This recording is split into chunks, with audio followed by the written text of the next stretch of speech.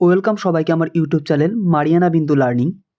তো আমরা যে আরআরবি এনটিপিসির এক্সাম 12 পাস লেভেল এবং গ্র্যাজুয়েট লেভেলের এক্সামকে লক্ষ্য রেখে 2019 সালে এনটিপিসি এক্সামে আসা সমস্ত পিওয়াইকিউকে লক্ষ্য রেখে আমরা একটা সিরিজ স্টার্ট করেছি। যেই সিরিজে প্রথমেই একটা পর্ব আমরা অলরেডি কমপ্লিট করে ফেলেছি, আজ আমাদের এটা দ্বিতীয় পর্ব।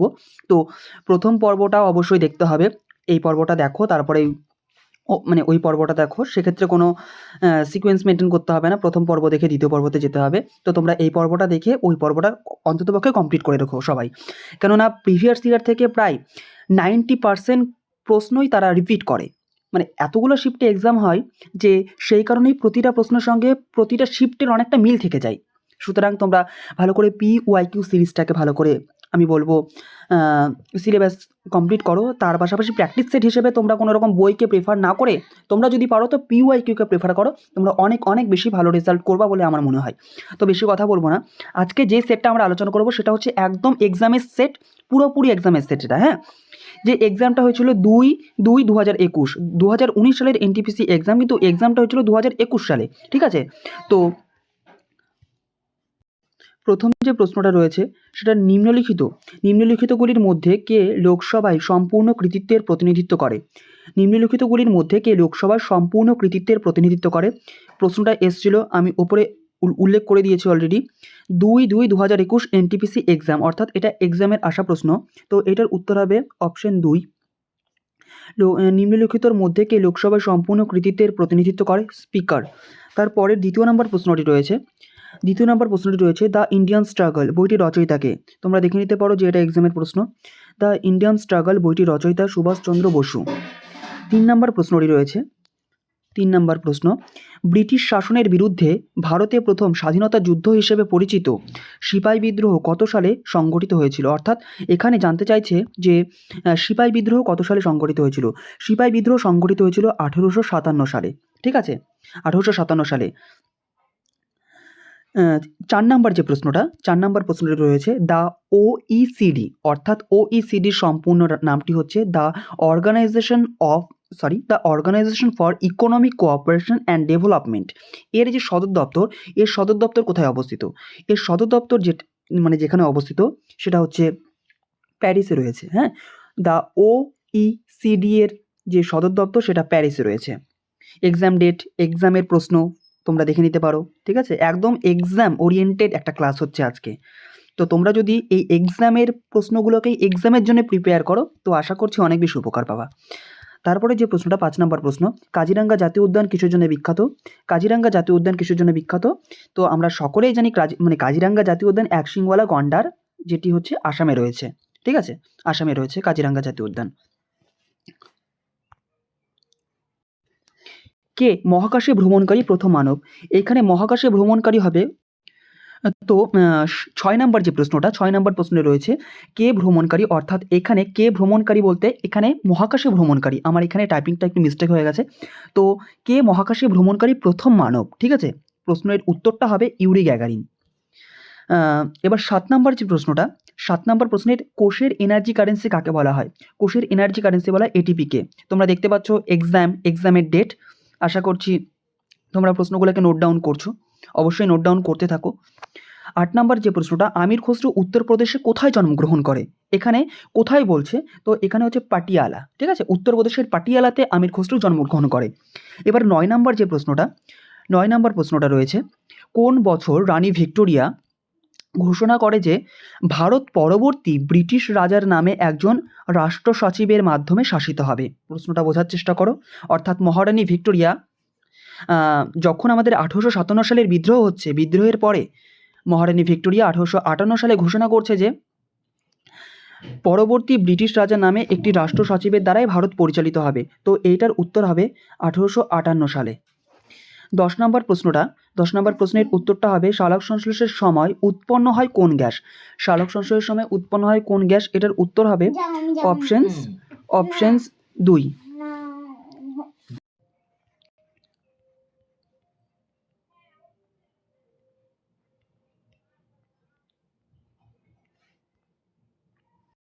11 নম্বর যে প্রশ্নটি, 11 নম্বর প্রশ্নের অক্টোবর 2020 অনুযায়ী ভারতের মুখ্য নির্বাচন কমিশনারকে। এই এক্সামটা যেহেতু 2021 সাল নাগাদ হয়েছিল, সেই কারণে এখানে 2020 সালের ভারতের মুখ্য নির্বাচন কমিশনারের নাম জানতে চেয়েছিল। তো সেই হিসেবে উত্তরটা হবে সুনীল আরোরা। তো এইটা আমাদের বর্তমানে যেহেতু একজন রয়েছেন, তো সুতরাং তোমাদের বর্তমানে নামটা বেশি ইম্পর্টেন্ট। তো বর্তমানে কে রয়েছেন আমাদের মুখ্য নির্বাচন কমিশনার সেটা তোমরা জানাতে পারলে খুবই ভালো, আর না হলে গুগল করো অবশ্যই। গুগল করলে জিনিসটা তোমাদের অনেকদিন মনে থাকবে, সুতরাং আমি উত্তরটা বলছি না তোমাদের।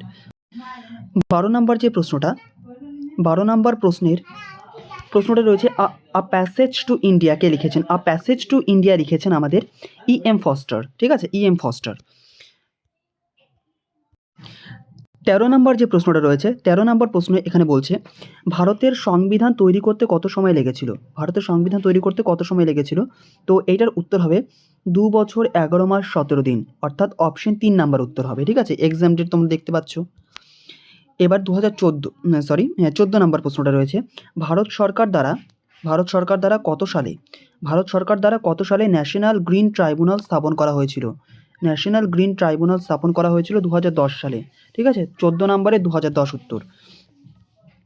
15 নম্বরের একটা কারেন্ট অ্যাফেয়ার্স ছিল, সেই সময়ের একটা কারেন্ট অ্যাফেয়ার্স।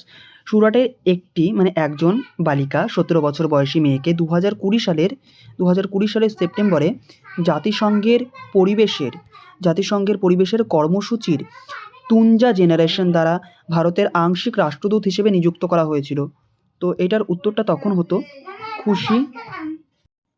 তো এইটার উত্তর হবে অপশন সি, খুশি চেন্দালিয়া। ঠিক আছে, খুশি চেন্দালিয়া উত্তর হবে। এটা সেই সময়ের একটা কারেন্ট টপিক ছিল। এবার 16 নাম্বার যে প্রশ্নটা, 16 নাম্বার প্রশ্নে রয়েছে ESS একটি কম্পিউটার ভিত্তিক সিস্টেম যা ব্যবহারকারীদের এন্টারপ্রাইজ ডেটা রূপান্তর করে দেয়। এই ESS এর ফুল ফর্ম কি?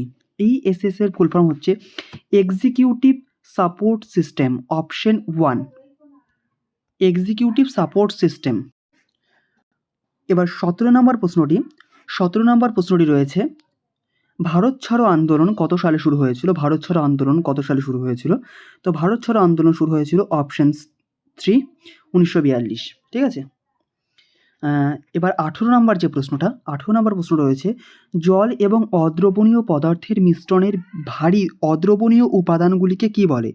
তোমরা প্রশ্নটাকে পজ করে ভালো করে একবার আন্ডারস্ট্যান্ডিং করার পরেই তোমরা উত্তরটাকে নোট ডাউন করবা। ঠিক আছে, আমি একবার করে পড়ে যাচ্ছি, তোমরা শুধু সেই একবার করে শুনছো, সেটা করো না কিন্তু কখনো।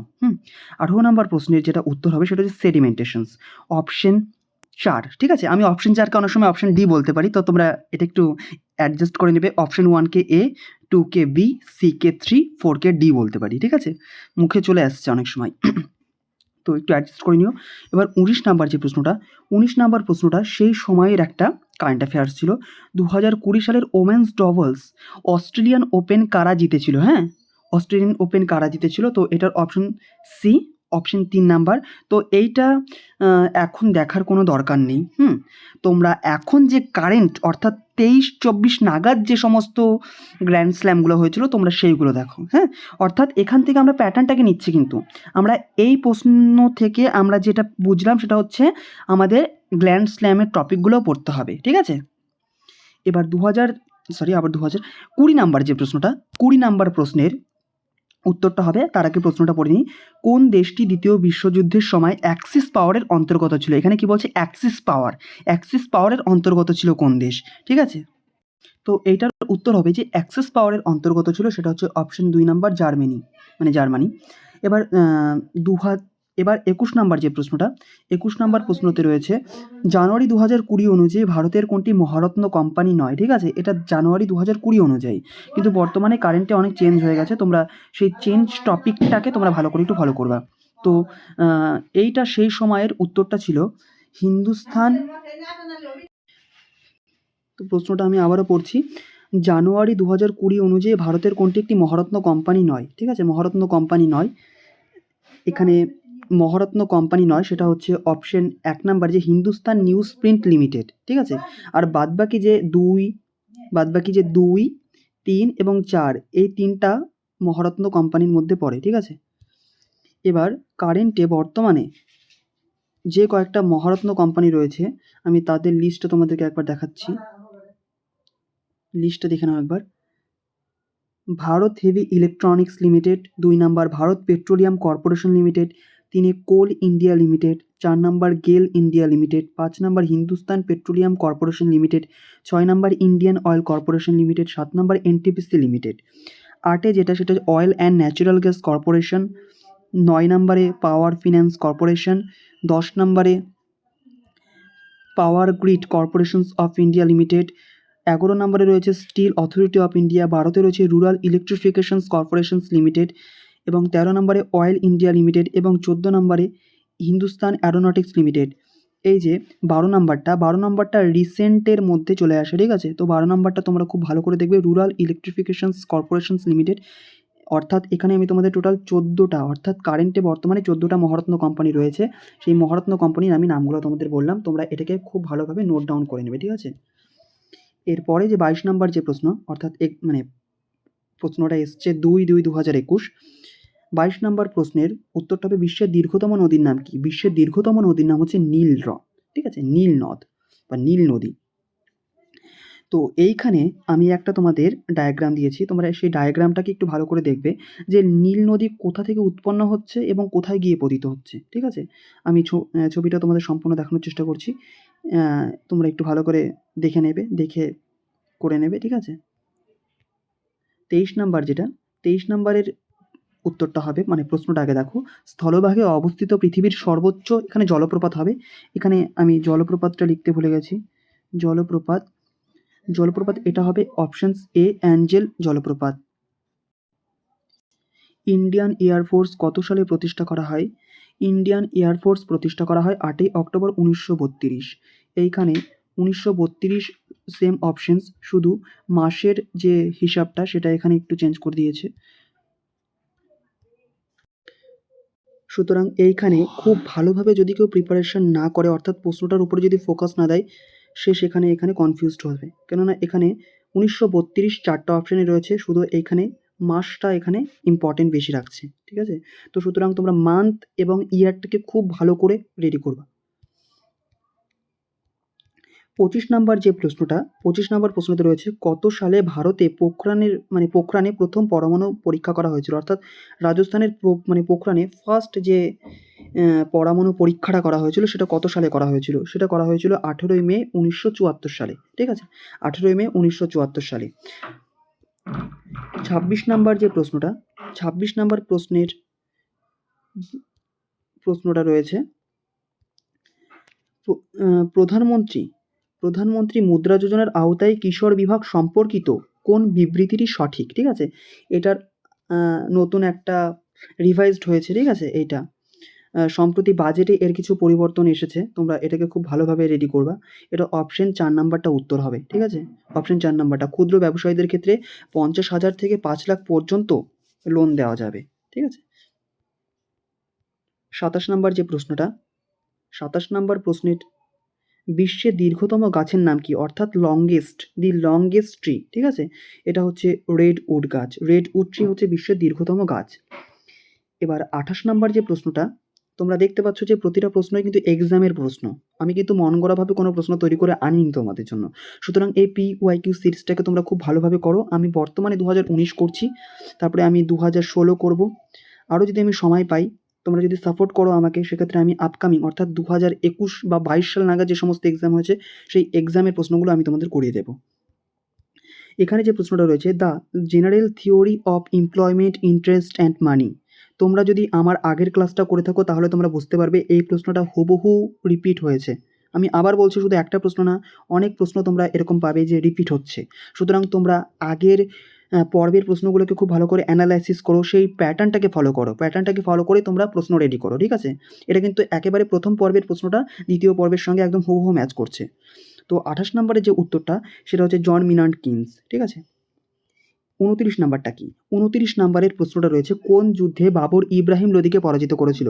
হ্যাঁ, অনেকের কাছে মনে হচ্ছে যে প্রশ্নগুলো সোজা, হ্যাঁ, সুতরাং এগুলো কিন্তু এক্সামেরই প্রশ্ন, হ্যাঁ, খুব একটা কিন্তু কঠিন না, ইতিহাসের প্রশ্ন তোমরা দেখতে পাচ্ছ যে বাবর ইব্রাহিম লোদিকে কোন যুদ্ধে, এখানে মোদি হয়ে গেছে, এটা লোদি করে নেবে, ঠিক আছে, পরাজিত করেছিল। তো এটা কি পানিপথের প্রথম যুদ্ধ। পানিপথের প্রথম যুদ্ধ কত সালে হয়েছিল? 1526 সালে হয়েছিল, ঠিক আছে। এবার 30 নম্বর যে প্রশ্নটা রয়েছে, ভারতীয় সংবিধানের কোন ধারার সার্বজনীন প্রাপ্তবয়স্কের ভোটাধিকারের কথা এখানে বলা হয়েছে, ঠিক আছে। ইউনিভার্সাল অ্যাডাল্ট ফ্র্যাঞ্চাইজ মানে যেটাকে বলে, তো এইটার যেটা উত্তর হবে সেটা হচ্ছে 326 নম্বর ধারায় বলা হয়েছে। 324 নম্বর ধারায় আমাদের ইলেকশন কমিশনের কথা বলা হয়েছে এবং 326 নম্বর ধারায় আমাদের সার্বজনীন প্রাপ্তবয়স্ক ভোটাধিকারের কথা এখানে উল্লেখ করা হয়েছে, ঠিক আছে। তোমরা এটা খুব ভালো করে রেডি করবা প্রশ্নগুলা, দেখবে একটা প্রশ্নের সঙ্গে অন্য একটা প্রশ্ন রিলেটেড। এই শিফটে এসছে হয়তো 326, তুমি হয়তো অন্য শিফটে পেয়ে যেতে পারো যে 324 নম্বর ধারা, ঠিক আছে। তো প্যাটার্নটাকে ফলো করো, প্রশ্নটাকে অবশ্যই একদম হুবহু মুখস্থ করবে, তার পাশাপাশি প্যাটার্নটাকে তোমরা ফলো করে সেই প্যাটার্নের প্রশ্নগুলোকে রেডি করবে, ঠিক আছে। এবার 31 নম্বর যে প্রশ্ন, হিদাসপেসের যুদ্ধে কে জয়ী হয়েছিল। হিদাসপেসের যুদ্ধে কার কার মধ্যে হয়েছিল সেটা তোমরা জানো, আলেকজান্ডার এবং পুরুর মধ্যে। তো জয়ী হয়েছিল আলেকজান্ডার, ঠিক আছে। তারপরে 31 নম্বর যে প্রশ্নটা, 31 নম্বরের প্রশ্নটা রয়েছে, সংবিধানের কত নম্বর ধারায় বিচার বিভাগকে কার্য বিভাগ থেকে পৃথক করা হয়েছে, ঠিক আছে। বিচার বিভাগকে কার্য বিভাগ থেকে পৃথক করা হয়েছে সংবিধানের কত নম্বর ধারায়। সংবিধানের কত নম্বর ধারায়, তোমরা যদি ডিপিএসপি পড়ে থাকো তাহলে তোমরা জানবে যে সংবিধানের 50 নম্বর ধারায়, 50 নম্বর ধারায় এটার বর্ণনা রয়েছে। তো এটার উত্তর হবে অপশন 3, ধারা 50, ঠিক আছে। দেখো এইখানে যেরকম ধারা 50 পেলে, অর্থাৎ এটা ডিপিএসপির মধ্যে চলে আসে, তো তোমাদের এখান থেকে একটা টপিক তৈরি হয়ে গেল যে ডিপিএসপি টপিকটা তোমাদেরকে খুব ভালোভাবে রেডি করতে হবে, ঠিক আছে। 33 নম্বর যে প্রশ্নটা, 33 নম্বর প্রশ্নে রয়েছে, প্রধানমন্ত্রী কবে ন্যাশনাল স্কিল ডেভেলপমেন্ট মিশন চালু করেছিল। ন্যাশনাল স্কিল ডেভেলপমেন্ট মিশন প্রধানমন্ত্রী কত সালে চালু করেছিল, ঠিক আছে। তো এটার উত্তর হবে অপশন 3, 2015 সালে। 2015 সালে ন্যাশনাল স্কিল ডেভেলপমেন্ট মিশন চালু করেছিল। 34 নম্বর যে প্রশ্নটা, 34 নম্বর প্রশ্নটাতে রয়েছে, অ্যান্টিমোফিলি পরাগায়নে সাহায্য করে কে। অ্যান্টিমোফিলি, এই অ্যান্টিমোফিলি থেকে আমরা পেয়ে যাচ্ছি যে এটা একটা কীট পতঙ্গ দ্বারা যে পরাগযোগটা হয়ে থাকে সেটা হচ্ছে অ্যান্টিমোফিলি পরাগায়নে সাহায্য করে থাকে। এবার 35 নম্বর যে প্রশ্নটা, 35 নম্বর প্রশ্নে রয়েছে, প্রকৃতিতে পাওয়া ধাতু যৌগকে কি বলা হয়। প্রকৃতিতে পাওয়া ধাতু যৌগকে মিনারেল বলা হয়। আমি তোমাদের বলে রাখি, এইখানে যে প্রশ্নগুলো রয়েছে না, এটা আমি সম্পূর্ণরূপে ইংরেজি থেকে বাংলায় ট্রান্সলেশন করেছি, সুতরাং এখানে একটু ভাবের আদান প্রদান ঘটলেও এর মিনিংটা কিন্তু সেমই রয়েছে। 36 নাম্বার, 36 নাম্বার হচ্ছে, হাওয়া মহল কে স্থাপন করেছিল। হাওয়া মহল স্থাপন করেছিল হচ্ছে মহারাজা সওয়াই প্রতাপ সিং, ঠিক আছে। তো তোমরা যদি জানো অবশ্যই জানো, বা যারা জানো না প্লিজ আমি আবারও বলছি, তোমরা গুগল করে উত্তরটাকে রেডি করো। তো রেডি করে যদি পারো, আমি জোর করছি না, কমেন্ট করো এটা যে হাওয়া মহল কোথায় অবস্থিত, রাজস্থানের কোন জেলায় অবস্থিত, ঠিক আছে, কোন জেলায়। 37 নাম্বার যে প্রশ্নটা রয়েছে, 37 নাম্বার প্রশ্নে আমি কোনো উত্তর রাখিনি, ঠিক আছে, আমি শুধু প্রশ্নের প্যাটার্নটা তোমাদের দেখাচ্ছি যে 2018 সালে শান্তিতে নোবেল পুরস্কার কাকে দেওয়া হয়েছে। তো তোমাদের কাজ হবে 2024-এ নোবেল বিজয়ীদের তালিকা তৈরি করা এবং সেটাকে রেডি করা, ঠিক আছে। এখানে আমি উত্তর দিচ্ছি না, প্যাটার্নটাকে দেখাচ্ছি যে নোবেল থেকে একটা নোবেল থেকে একটা প্রশ্ন এসেছিল, সুতরাং তোমরা 2024-এর নোবেলটাকে রেডি করবা, ঠিক আছে। এবার 38 নাম্বার যে প্রশ্নটা, 38 নাম্বার একটা কারেন্ট অ্যাফেয়ার্স, সে সময় একটা কারেন্ট অ্যাফেয়ার্স, প্রধানমন্ত্রী কোথায় Pandit Deendayal Upadhyay institute of archaeology স্থাপন করেছিল, ঠিক আছে। প্রধানমন্ত্রী কোথায় Deendayal Upadhyay institute of archaeology স্থাপন করেছিল, সেটা হচ্ছে গ্রেটার নয়ডাতে। উত্তরটা কি, গ্রেটার নয়ডাতে, অপশন 2 নাম্বার। এবার 39 নাম্বার প্রশ্ন, আজকে সেকেন্ড লাস্ট প্রশ্ন, সেটা হচ্ছে 1991 সালে সরকার কার সভাপতিত্বে কর সংরক্ষণ কমিটি কর সংস্করণ কমিটি গঠন করেছিল, ঠিক আছে। এখানে আমি ইংরেজি টার্মটা দিয়ে দিয়েছি, ট্যাক্স রিফর্মস কমিটি। কার সভাপতিত্বে শুরু হয়েছিল বা তৈরি করা হয়েছিল, তো সেইটা হচ্ছে রাজা জে চিলাইয়া, ঠিক আছে, রাজা জে চিলাইয়া।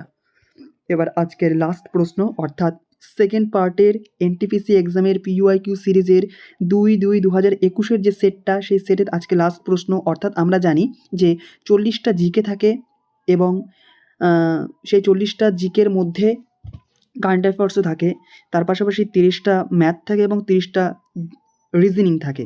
তো সেই 40টা জিকের মধ্যে আমরা 40টা জিকেই আমরা এই মুহূর্তে কমপ্লিট করে ফেলছি। ভারতের কোন রাজ্যে একমাত্র সাংঘাই হরিণ দেখতে পাওয়া যায়? ঠিক আছে? সাংঘাই হরিণ দেখতে পাওয়া যায়। তো এটার উত্তর হবে মণিপুর। তো ঠিক আছে, আজকে আমরা 2/2/2021 সালে যে এনটিপিসি এক্সামটা হয়েছিল সেই এক্সামের সমস্ত জিকের বিভাগটাকে আমরা কমপ্লিট করলাম। আমরা নেক্সটে আমরা আবার পার্ট 3 আনবো, যেখানে আমরা অন্য কোনো একদিনের এক্সামের প্রশ্নপত্রকে আমরা সরাসরি এখানে আলোচনা করব। তো ভিডিওটা দেখার জন্য সবাইকে অনেক অনেক ধন্যবাদ।